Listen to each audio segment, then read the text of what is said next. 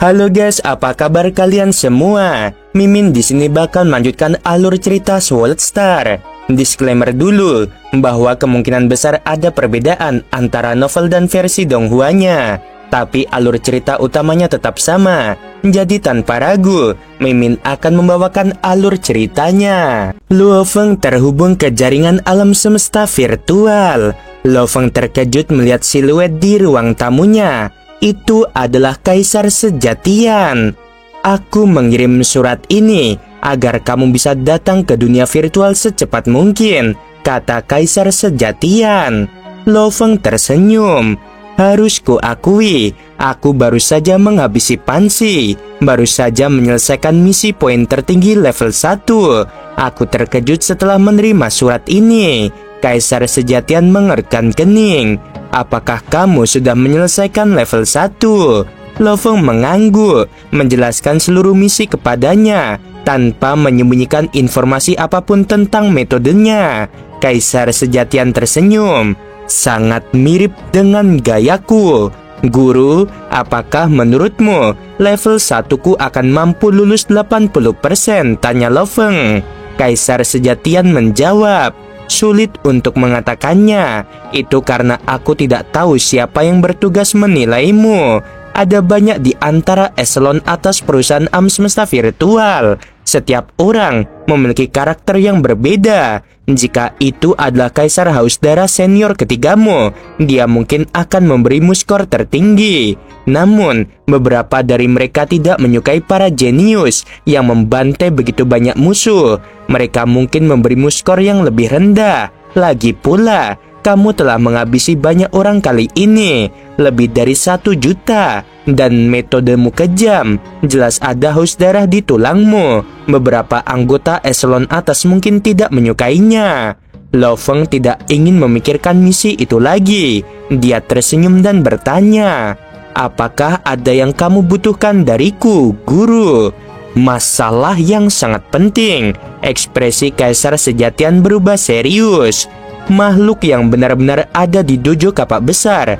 Makhluk yang bahkan lebih mengerikan daripada Ayah Yanzu. Dia kesatria abadi. Dia melewatiku untuk mendapatkan kontakmu dan secara pribadi ingin menghubungimu. Luo Feng tercengang. Siapa dia? Kesatria abadi adalah anggota sejati jajaran atas dojo kapak besar. Dia hidup jauh lebih lama daripada Kaisar Sihu. Gelar abadi berarti kemampuannya untuk bertahan hidup sangat kuat. Dalam jangka waktu yang lama, dia mengalami banyak situasi hidup dan mati, namun dia masih hidup. Mengenai kekuatan dan posisinya, itu pasti sebanding dengan pemimpin Istana Tianxi dari perusahaan alam semesta virtual kita. Luo Feng menarik napas dalam-dalam. Guru dari Kesatria Abadi adalah puncak dari umat manusia, pencipta dojo kapak besar. Apakah dia juga pencipta tablet kekacauan primal kapak besar? Luo Feng bertanya meskipun dia sudah tahu. Kaisar Sejatian mengangguk. Tablet kapak besar menduduki peringkat pertama, dan dojo kapak besar dan perusahaan alam semesta virtual adalah dua eksistensi terkuat dalam umat manusia. Pencipta dojo kapak besar, tingkat kekuatan itu hanya bisa dibayangkan. Jantung Luo Feng berdegup kencang, pikirannya kacau. Kekuatannya setara dengan pemimpin Istana Tianxi, salah satu petinggi dojo kapak besar. Gurunya adalah makhluk yang bahkan lebih menakutkan. Mengapa makhluk sekuat itu mau bertemu denganku, sesosok kecil ini? Luo Feng sangat jelas tentang posisinya. Karena kamu tidak pernah berurusan dengan siapapun dan tidak ada hubungannya dengan dia, aku bisa tenang. Kaisar Sejatian tertawa riang. Teruskan hidupmu dan tunggu panggilannya. Gurunya pergi, meninggalkannya sendirian di ruang kerjanya dan menunggu dengan sabar. 3 detik setelah gurunya pergi, dia mendapatkan permintaan panggilan. Luo Feng segera berdiri dan menunjuk ke udara. Sebuah layar besar muncul dan riak-riak serta gelombang samar memenuhi layar itu. Tekanan kuat terpancar dari layar itu, menyelimuti seluruh ruang kerja. Tiba-tiba terdengar suara tawa aneh yang memekakan telinga. hampir bagaikan kaca yang menggores papan tulis. Tekanannya akhirnya berkurang. Baru saat itulah Lo Feng mengangkat kepalanya dan melihat siluet di layar. Dia tampak mengenakan baju besi aneh. Orang bahkan tidak bisa mengatakan itu baju besi. Itu seperti tanaman merambat yang membentuknya. Tanaman merambat yang tak terhitung jumlahnya melilitnya. Matanya bersinar hijau. Lo Feng terkena sebuah ilusi singkat. Bahkan melalui layar, dia dengan mudah mengguncang ruang semesta virtual, mampu menjebakku dalam ilusi. Lo Feng akhirnya merasakan kekuatan makhluk absolut ini. Meskipun tekadnya kuat, itu masih seperti pisau yang menebas rawa yang tak berujung. Anak kecil, tekadmu tidak buruk. Suara tawa aneh itu terdengar. Kamu siapa? Lo Feng bertanya dengan hormat. Aku adalah kesatria abadi yang agung. Kamu bisa memanggilku kesatria abadi. Ingat, aku kesatria abadi, bukan hanya kesatria biasa. Salam, Tuan Kesatria Abadi. Lo Feng membungkuk hormat. Anak kecil, kamu adalah pemimpin galaksi Bima Sakti, pemimpin bumi. Aku ingin membeli Bima Sakti. Jual saja padaku. Kamu boleh mengatakan syarat apapun, asalkan aku bisa. Aku akan menyetujuinya. Lo Feng tercengang. Dengan kemampuan kesatria abadi, kamu bisa memperoleh galaksi sendiri. 1008 negara di jagat raya memiliki otoritasnya masing-masing yang dibentuk oleh 5 Leviathan bersama-sama. Aku tidak bisa mencampuri hal itu. Tanaman merambat yang tak terhitung jumlahnya di layar bergetar. Kesatria abadi itu tertawa aneh. Karena itu, aku akan membelinya dengan sangat wajar. Kamu adalah pemimpinnya. Sama kamu menjualnya kepadaku, semuanya akan berakhir. Cepat, kamu akan menjualnya atau tidak? Waktuku sangat berharga. Aku tidak punya waktu untuk disia-siakan. Lo Feng merasakan tekanan yang tak berbentuk. Orang yang berbicara kepadanya adalah makhluk absolut di alam semesta, seorang kesatria abadi, dan dia memiliki temperamen yang aneh. Kesatria abadi. Lo Feng berdiri di depan layar dan membungkuk hormat. Aku bersedia memberikan semua planet di galaksi Bima Sakti secara cuma-cuma, tetapi aku ingin tetap mempertahankan planet asalku, yaitu bumi. Di layar, sang kesatria abadi tercengang. Ia berkedip sebentar karena mata hijaunya dipenuhi rasa tak berdaya. Kamu menarik, namun sejujurnya aku hanya ingin membeli planet bumi di galaksi Bima Sakti ini. Aku tidak tertarik pada planet lainnya. Lo Feng yang berdiri di sana dengan hormat terkejut. Mengapa? Tanya Lo Feng. Bumi kecil ini hanyalah planet yang dihuni kehidupan normal. Mengapa kamu ingin membelinya? Tentu saja aku punya alasan. Kesatria abadi itu tampak gelisah. Maukah kamu menjualnya atau tidak? Lo Feng menarik napas dalam-dalam. Dia membungkuk hormat sebelum menekankan. Kesatria abadi, ada 1 triliun ras dalam umat manusia itu sendiri. Dan manusia di bumi termasuk salah satunya. Bumi adalah rumah bagi manusia bumi kita. Demi rumahku, semua kawanku bersedia mati. Mohon maaf atas ketidaksopanan diriku. Aku tidak bisa menjual rumahku kepadamu. Setelah itu, Lo Feng membungkuk lagi menunggu jawaban dari kesatria abadi itu. Berani sekalinya kamu melawan diriku. Suara kesatria abadi itu menusuk telinga Lo Feng. Tatapan matanya seperti 2 bilah pedang dingin yang menusuk langsung ke jiwanya. Di layar, Lo Feng berlutut di sana dan berkata dengan hormat, menjual rumahku, menjual kawan-kawan bumi dan tanahku. Aku tidak bisa melakukannya, mohon maafkan aku. Tawa kesatria abadi itu berubah lagi. Tawa itu membuat bulu kuduk berdiri. Anak kecil, kamu benar-benar punya nyali. Tidakkah kamu tahu bahwa dengan membuatku marah, aku dapat dengan mudah menghabisimu? Menyingkirkan orang-orang jenius sepertimu terlalu mudah bagiku. Aku tahu, Lo Feng berkata dengan hormat. Saat mengobrol dengan kesatria abadi, Lo Feng sudah memikirkan segala macam cara untuk menghadapi situasi tersebut. Kecuali jika dia dipaksa menempuh jalan yang tidak ada jalan keluarnya, dia pasti tidak akan menjual rumah miliknya. Lo Feng sudah memikirkannya. Tidak peduli apapun, dia adalah seorang jenius mutlak dari perusahaan alam semesta virtual. Dan meskipun kesatria abadi itu memiliki kedudukan dan kekuatan yang sangat tinggi, dia masih berasal dari dojo kapak besar. Jika dia ingin menghabisi Lo Feng, itu akan dianggap tidak menghormati perusahaan alam semesta virtual dan akan mengundang masalah untuk dirinya sendiri. Peluang kesatria abadi menghabisi Lo Feng sangat rendah. Tentu saja, dengan temperamennya yang aneh, Lo Feng tidak dapat sepenuhnya menebak apa yang akan terjadi. Jika aku tidak menjual rumahku padanya, dia pasti ingin menghabisiku. Kalau begitu, aku harus membiarkan Dylan segera membawaku dan berteleportasi melalui negara dewanya ke bumi, pikir Lo Feng. Setelah kembali, aku akan segera menyimpan bumi di dalam dunia internalku. Memang ada contoh ketika sebuah planet ditempatkan di dunia lain. Dunia internal Lo Feng cukup besar dan mampu menahannya, sama seperti planet Manka yang ditempatkan di negara dewa. Tubuh bumiku akan segera menuju ke wilayah utama perusahaan alam semesta virtual. Anggota klan Musa akan mengambil inti utama dan menjadi manusia normal, bersembunyi di planet kehidupan negara alam semesta yang jauh. Dengan kemampuan cloningnya, ia tidak akan ditemukan jika bersembunyi di planet-planet yang sebagian besar hanya memiliki level bintang. Ini adalah rencana Lo Feng. Jika situasi seperti itu terjadi dan perusahaan alam semesta virtual tidak dapat melindunginya, maka dia tidak perlu bekerja untuk mereka lagi.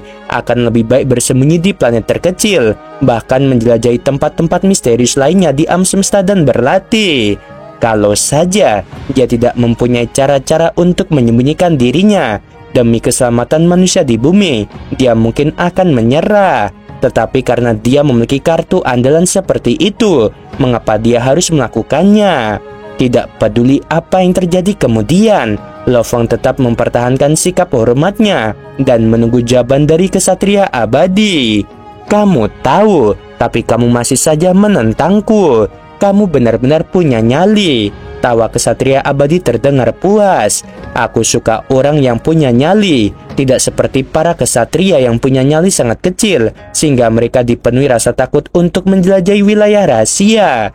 Lumayan juga, aku suka padamu, jadi aku akan mengampuni nyawamu yang kecil. Kamu bisa memberiku pulau manapun di bumi, dan masalah ini selesai. Seharusnya tidak ada masalah dengan itu. Lo Feng merasa lega dalam hati, lalu berkata, "Tidak masalah, aku pasti akan mempersiapkan pulau dengan baik untuk kesatria abadi." Kesatria abadi itu mengangguk dan tertawa terbahak-bahak. Dasar bocah kecil di hadapanku. Dari awal sampai akhir, aku belum pernah melihatmu kehilangan ketenanganmu. Menarik, sangat menarik.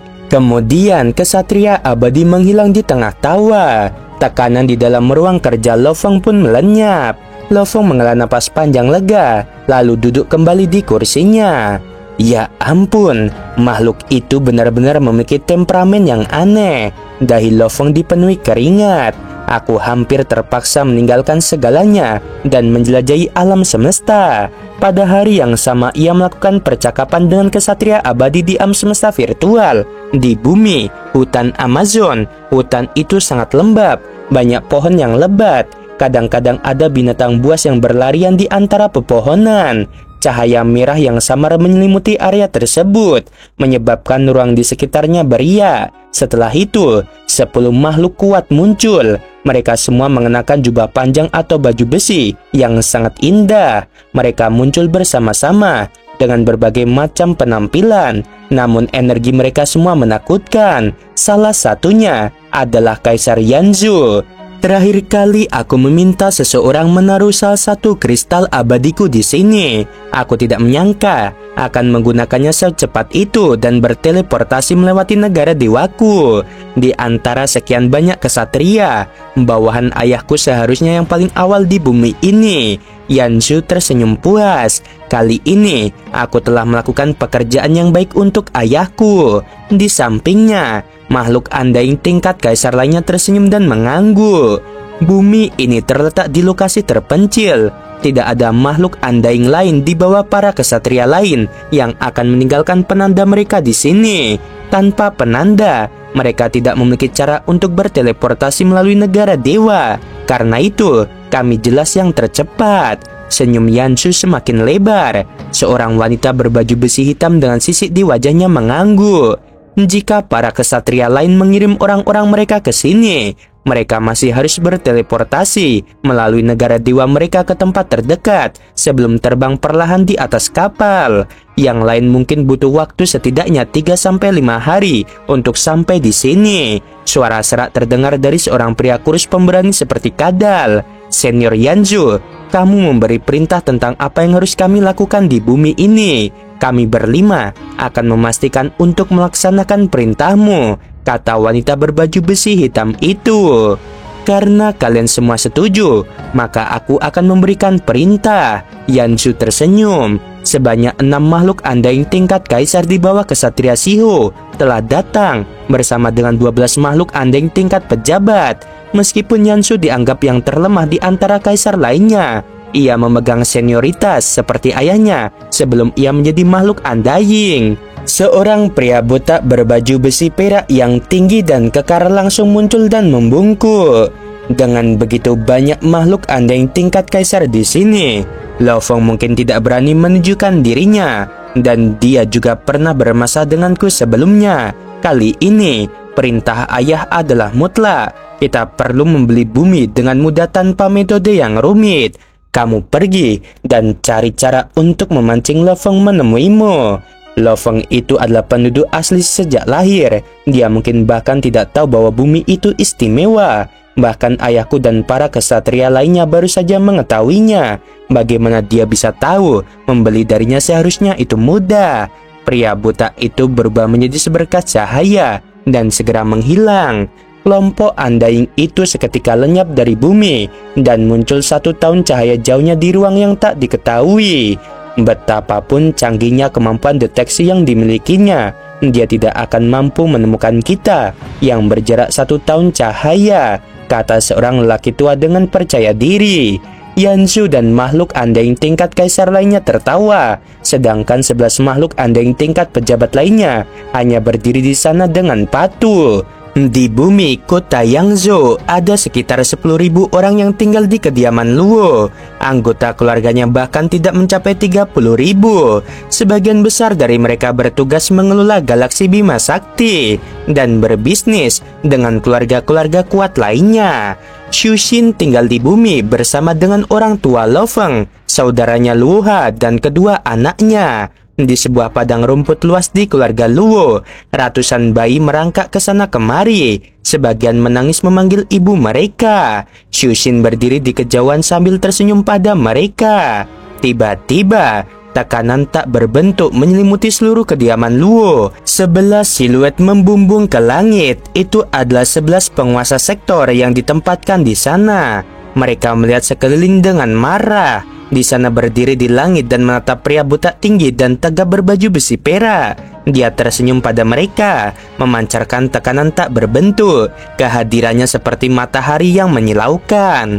Salah satu pengawal penguasa sektor berteriak, "Ini adalah kediaman utusan pengawas Departemen Ganwu, Lo Feng. Kami berada di bawah perintah dari perusahaan alam semesta virtual dan merupakan anggota tim pengawalnya. Mengapa kamu datang ke sini?" "Aku ingin bertemu Lo Feng." Pria botak yang tampak seperti matahari itu tersenyum, menatap ke bawah, fokus pada Xu-Xin sambil melambaikan tangannya.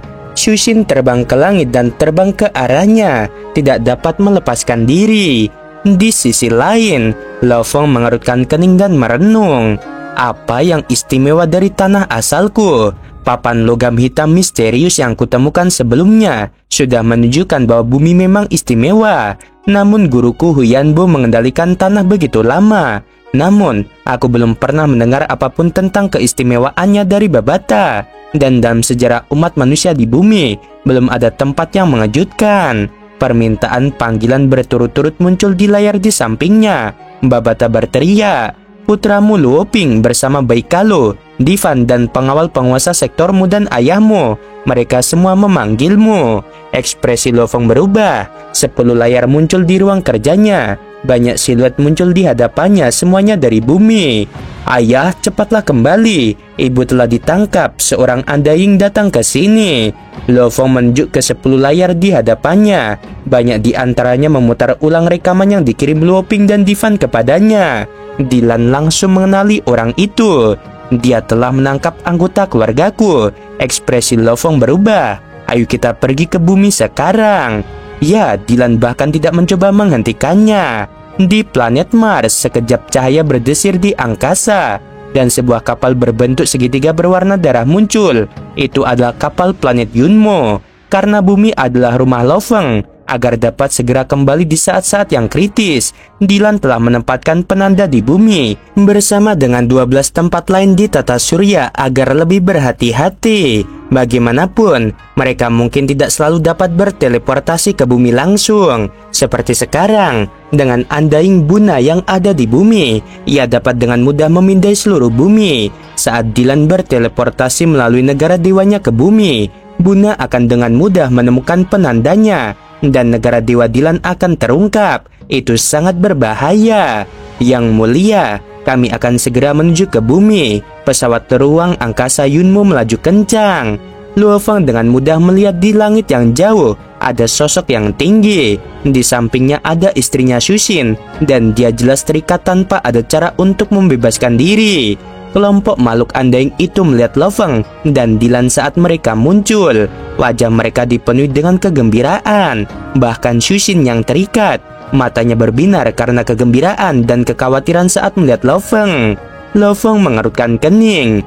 Kamu adalah Undying tingkat pejabat. Melakukan hal seperti itu tanpa peduli dengan statusmu sungguh mengejutkan. Tolong bebaskan istriku. Buna tersenyum. Aku tidak menyangka Yang Mulia Lo Fong juga mengetahui namaku. Itu sungguh suatu kehormatan. Aku mengendalikan istrimu hanya untuk membawamu ke sini tanpa maksud yang jahat. Saat dia berkata demikian, Shushin menyadari dia bebas bergerak. Tanpa berkata apa-apa, dia dengan cepat terbang kembali ke tanah. Pada saat yang sama, klan Musa dengan inti utama melepaskan energi dunianya dan dengan mudah memasukkan keluarga Lo Fong ke dalam dunia internal. Buna, ayo turun dan mengobrol. Lo Fong tersenyum. Di dalam halaman, ketiganya duduk. Bicaralah. Lo Fong menatap Buna dan tersenyum acuh tak acuh. Mengapa kamu datang jauh-jauh ke bumi? Tidak peduli dengan statusmu dan menggunakan metode seperti itu untuk menarik perhatianku. Sebenarnya apa maksudmu?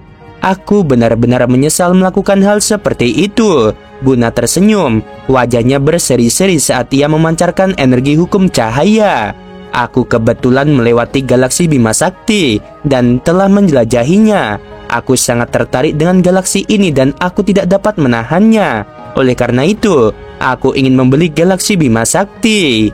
Lo Fong tertegun. Harga normal sebuah galaksi biasanya tidak sampai 1 elemen campuran. Namun, aku tidak ingin kamu rugi. Aku bersedia mengeluarkan 100 elemen campuran untuk membeli galaksi Bima Sakti. Apakah kamu bersedia? Buna tersenyum pada Lo Fong. Lo Fong mengangguk. Aku bersedia menjual semua planet lain di galaksi Bima Sakti kepadamu. Namun, bumi adalah rumahku. Aku jelas tidak bisa menjualnya. Buna tertegun. Yang Mulia Lo Fong, sampaikan harga yang kamu inginkan. Selama harganya masuk akal, aku bersedia membayar.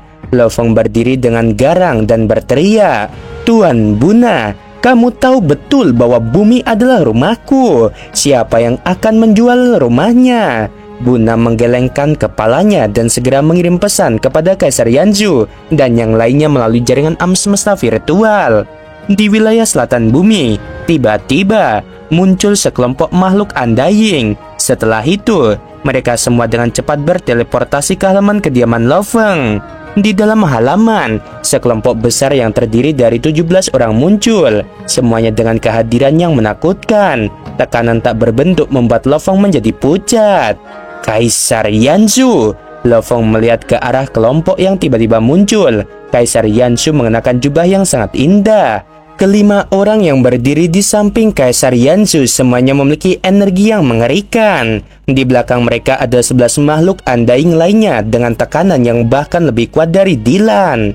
Lo Fong, kita bertemu lagi. Kaisar Yanzhu tersenyum. Lovong bangkit untuk menyambut mereka. Di sampingnya, ekspresi Dylan berubah saat ia berkata, "Yang mulia, termasuk Buna tadi, di antara 18 makhluk undying ini, 6 di antaranya adalah tingkat kaisar, dan 12 adalah tingkat pejabat. Ini adalah kekuatan yang sangat menakutkan, dan mereka semua berasal dari dojo kapak besar. Yang mulia harus sangat berhati-hati." "Aku mengerti," jawab Lovong. Lovong merasa curiga dalam hatinya, namun dia tetap berbicara dengan tenang. "Mengapa Yang Mulia datang sendiri ke bumi? Jangan gugup, duduklah." Kaisar Yanshu duduk terlebih dahulu. "Mengapa aku di sini? Buna sudah mengatakannya. Aku ingin membeli rumahmu, 100 juta elemen campuran. Sudah ku bilang sebelumnya, aku tidak bisa menjual rumahku." Lovong menggelengkan kepalanya. "Sekalipun ada 100 juta elemen campuran, aku tetap tidak bisa." Yanshu tersenyum. "Benar-benar berani. Aku akan menunjukkan rasa hormatku padamu. Aku akan memberimu harga surgawi, 1 miliar elemen campuran." Banyak makhluk undying tingkat kaisar tingkat rendah hanya mengumpulkan kekayaan sebanyak itu. Dengan jumlah kekayaan sebanyak itu, bahkan memelihara tanaman rambat kontak awanmu hingga menjadi makhluk undying bukanlah hal yang sulit. Lovong masih menggelengkan kepalanya. Ekspresi wajah Yanshu menjadi berat. Ia berdiri dengan gagah berani, mengamuk sambil membanting meja batu. Meja itu langsung meledak berkeping-keping, dan pecahan-pecahannya berterbangan ke segala arah. Dylan menggunakan energinya untuk mengendalikan pecahan-pecahan itu, sehingga seluruh halaman menjadi tanah tandus sementara daerah lainnya baik-baik saja. "Aku menunjukkan rasa hormatku padamu, tetapi kamu tetap menolak." Yanshu tersenyum dingin pada Lovong. "Kalau begitu, kita akan melakukannya dengan cara yang sulit." Energinya yang kuat langsung melingkupi Dylan dan Lovong. Setelah itu, energi dunia menyebar ke segala arah, menyelimuti seluruh bumi.